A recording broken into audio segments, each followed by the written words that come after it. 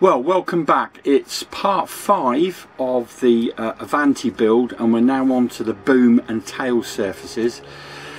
And we've got to take our time with this because some of the cutting and gluing of some of the bits is going to be quite critical, especially when we get to installing the push rods which slide down inside the boom. The first thing you're going to need are these three. That's M3, M2 and M1, and the idea is that we're going to glue M2 and M1 together. We're then going to use the two of the smaller castellated nuts which are going to get whacked into there like so, and then the idea is that this one then goes on the top, which has got the bigger hole. So remember that the bigger hole is at the top, and that's going to hide the top of this castellated nut. The other thing you're going to need is to cut out 4 million of these. Let me show you.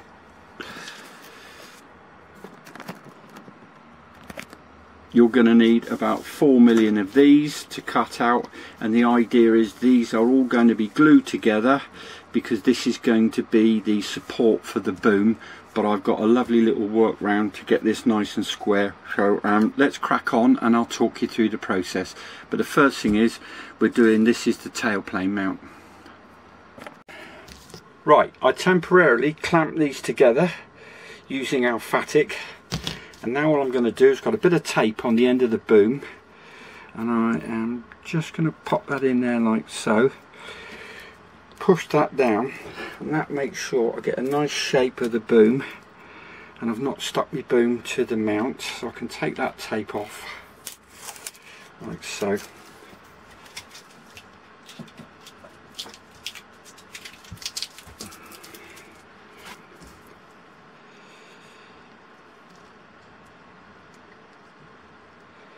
I'm just going to gently clamp these up now.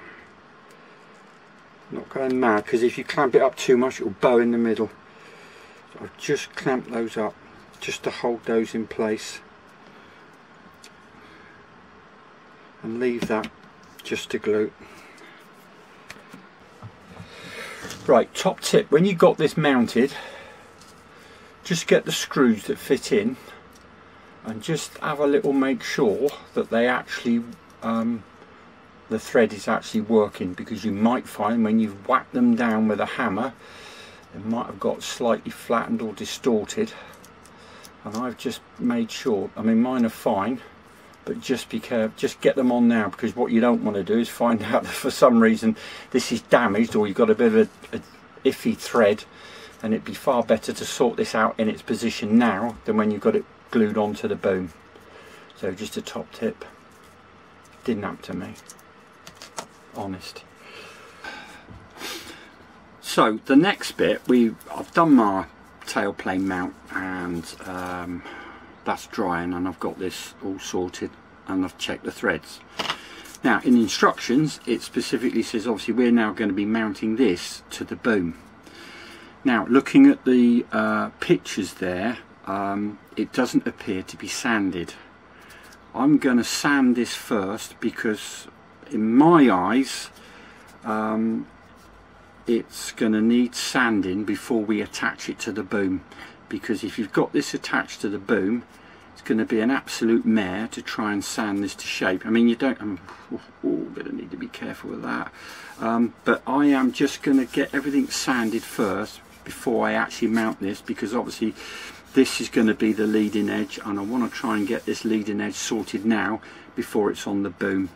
And then this is not going to need thinning much, because what we'll do is we'll take the taper onto this bit, but particularly just this leading edge, this leading edge is going to need sorting before you put it on the boom. And I think what I might do is I might just put a little bit of tape over here to protect it, but this is going to need rounding first, and I think it's going to be far better doing it off the bench and on the bench, but not on the boom, if you get my logic. So I'm going to go slightly out of kilter here. I'm just going to put an aerodynamic leading edge on this, and then we'll get to adding it to the boom. Right, I've managed to put my leading edge on, and I've actually managed to taper what is, I suppose, is a little bit of a skid under the bottom. Now, a little tip, when I did that, I just held that like that and just gently did it with some sandpaper hanging over the bench just slightly, and then got the angle. The rest of it I'm going to round off now when that's actually connected to the, because that's going to be glued to the bottom of the boom, and then I'll get a bit more strength. Because if I try and sand that at the moment with this bit here, look, you can see it moving like so. That needs to be strengthened. So it's going to have a carbon rod here, and then we've got the boom here. But anyway, I think that's come. I'm really pleased with that. I'm taking the chamfer off for the rudder to hinge. I'm going to do that on the rudder side, not the fin side. Anyway, let's crack on and stick this to the boom. Right, so the next thing we're going to need to do, I've got a little bit of masking tape there, and we need to drill a 3mm hole 9mm in, and we need to go in square, and the idea is that this piece of carbon is going through. Right, I have got my fin glued on. I actually cheated a little bit. I'll tell you what I did was I put the pin in, put this retaining rod in, or strengthening rod, got it all set up, and then what I did was I actually put a little bit of blue tack right on the end, then checked it out by eye, literally tacked it with a little bit of thin, and now I've wicked in a load of medium sino along all these edges, and I am just going to go and make myself a coffee, and I'm going to leave this bad boy to suck the fumes out for me. Right, while my fin is gluing with the medium CA, what I've done is I've sanded the rudder. I've not gone mad, but I have managed to get it down to quite a thin taper. Little tip there, if you're using a plane like I do, what I normally do is I'll count, say like if I've done 4 strokes on one side, I'll make sure I do 4 strokes on the other side, and you're going to get fairly close. I've also put a taper on mine because I'm going to use tape to hinge mine. I'm using Mylar, so I've done that. Also, I've done exactly the same with the elevator. What I have done is I have left the main tailplane fairly thick, but a tapered leading edge, and rounded off. Now, the other thing we need to do, and I have tapered that off quite extensively, onto the trailing edge of, that's the elevator. Now, the next thing we've got to do is we've got to add this plate. So what I've actually done is I found my screws, although I really spent 10 minutes looking in the hoover, thinking I'd have just gone and hoovered them up. So what I've done is I have literally just, and I've sanded mine, little tip, I've sanded the edges round on mine, because once it's glued on it's going to be a nightmare to try and sand that. So I've rounded all the edges.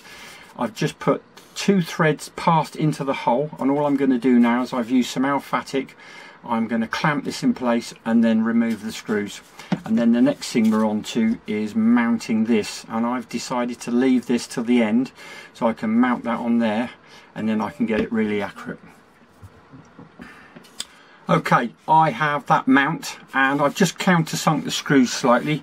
Obviously it's more aerodynamic, it's going to make all the difference. Not sure with my flying. I've just taped the elevator in place. Now all we're going to do, and the reason I've taped the elevator in place is I want to accurately make sure that I get this in the right place. And now all I'm going to do is I'm just going to mark roughly where I think, allowing for the fact that it's going to move, I'm just going to mark the little bit where I'm going to need to sand, because we obviously want a really good joint. And then I'm then going to jig it up and then get this obviously 90 degrees to the fin, and then all we've then got to think about is installing the control rods which go down on the inside. So I'm just going to go and have a little bit of a swear with this, and then I think some blue tack might be involved. I'll get back to you. Right, so we have our fin mounted. I've got my tail mounting, it's all done. Now the next thing we have to do is to provide some slots for the control rods to come out of, and the one for the elevator you measure in 220, and then you're going to cut yourself a slot that's 30mm long, and then this one for the rudder is it's 60mm, yeah, just checking, 60mm, and then another 30 slot. I'm going to use my disc on my little Dremel just to cast myself a slot.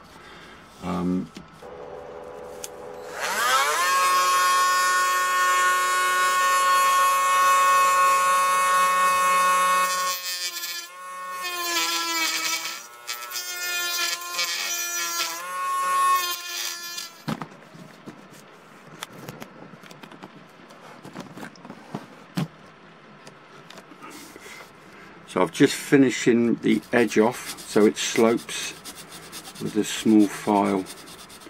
Nice, get a nice curved so the push rod is not going over a sharp edge.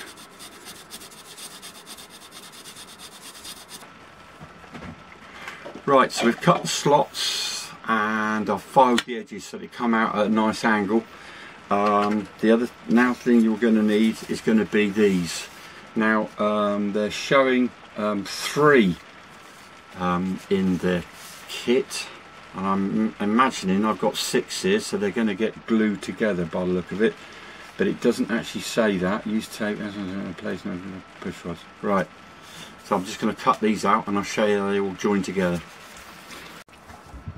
Right, I have made the construction for the push rods. Now I've got to be honest with you, I've used all 6, so I've doubled them up, but you will need to file out the slots for the tubes quite extensively, and I've had to file down the plugs. Another good tip is do not go mad with the tape. I've used so in other words, the tape you put on, use it smaller than the plug. So in other words, I think that's about 20mm. You want to only use 10mm worth of sellotape to go around it.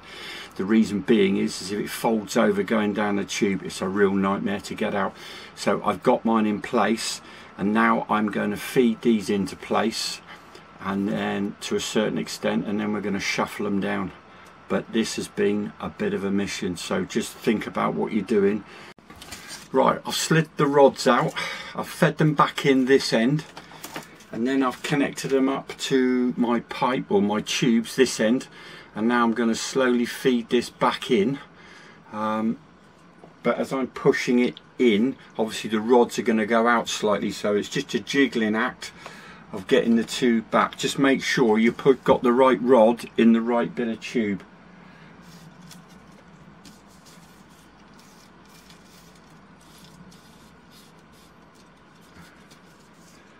Actually holding the end now, luckily being 6'3", I've got the arms like an orangutan, so I'm holding these ends in now, and then all I'm doing is I'm slowly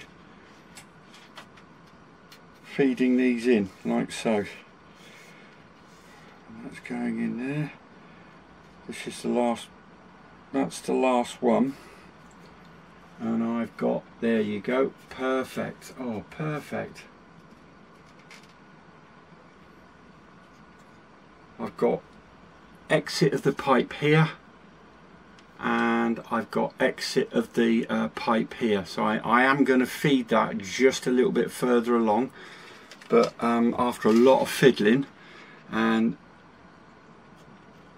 because we're going to need to just sino that, the last one in place, but I just want to give myself a little bit more reserve of, yeah, there you go, that'll do it, perfect. I'm going to have to go and have a cup of tea, I think.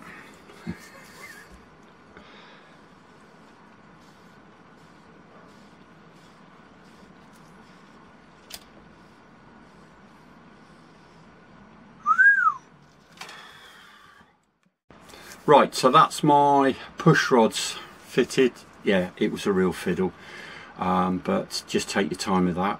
It does work, and they do move nice and smoothly.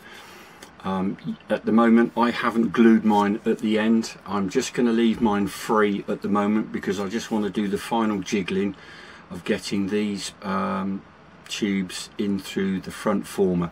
So the next video I'm going to be doing, I'm not going to do a video of covering, you've seen plenty of videos of me covering, so my next step is I'm going to have to do a massive amount of covering, and if I get time I'll show you about installing the servos in the wings for the ailerons and the spoilers, the air brakes, and so that will be the next video.